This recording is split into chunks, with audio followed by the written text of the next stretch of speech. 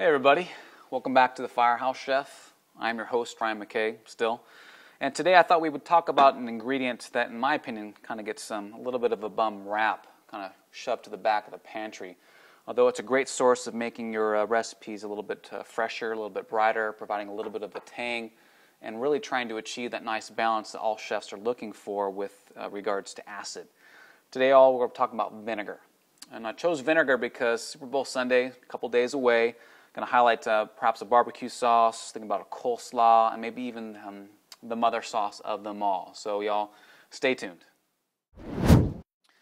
So ladies and gentlemen, vinegar, or sour wine as some people like to call it, is really just the byproducts of the fermentation of ethanol, which then produces acetic acid. Now, teachers, I know there's a few out there watching. That's about as scientific as I'm ever going to break down something, because of course I'm talking to firemen and a lot of little kids who watch the show too. I really wanted to focus on the diversity and fun that vinegar offers, and it really comes from the source of the fermentation. In fact, I got a list running down below there showing you just a sampling of where vinegars can come from.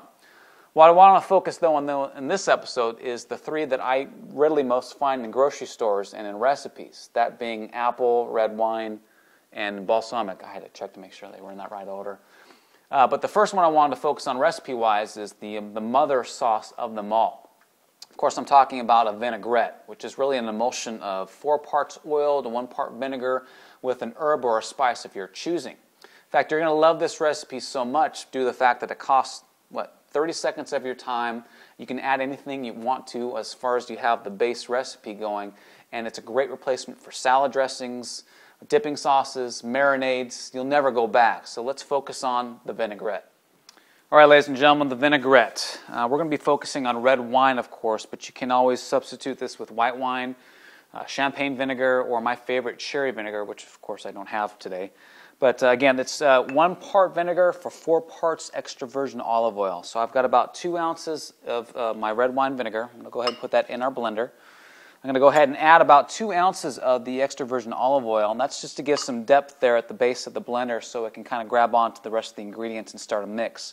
Because we're really going to add the rest of the extra virgin olive oil towards the end. You want it kind of to come together slowly. I've got some freshly ground pepper I've already ground. Throw that in there. I've got some whole grain mustard I want to throw in here. Again, this is where the fun comes in. You can add pretty much anything that you want, a spice herb-wise. Get that all in there. That's good. I went ahead and minced a garlic already, using my blade, of course, as a bench scraper. Go ahead and put that in. And then I've got a pinch of salt that I want to add. Most likely a little bit more. So I'm going to go ahead and get this started. Sorry about the noise.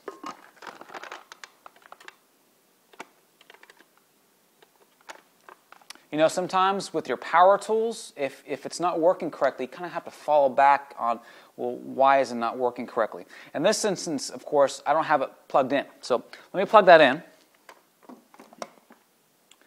One more time. And if there's not enough oil in there right now to kind of grab it, that's where you need to add a little bit more. Now I'm going to slowly add the rest of it.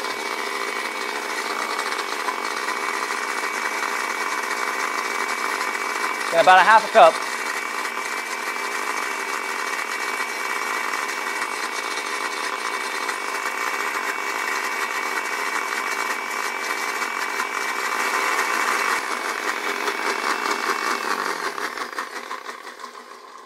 Wait till it comes to a complete stop. Take off the lid. Now you want to QC it, make sure it tastes good. You don't need to add any more seasonings. Well, that's spot on. Something that I like to do, that's good, is I like to take a plastic container.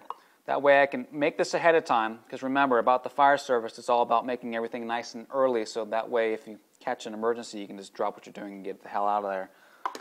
Put that into a container. Now, vinaigrettes have the tendency to kind of come apart because it is oil and vinegar, and they don't like to stay together. One thing that I found that kind of helps hold it together, and I got this from the American Test Kitchen, is to add a little bit of mayonnaise to it. It'll help hold the emulsification a little bit longer. But I like to hold it into a plastic container like this. Therefore, if it starts to come apart, all you have to do before serving, shake it up a little bit, and you're good to go. Again, vinaigrette, one of the most important things you'll ever watch on my show, so make sure you paid attention.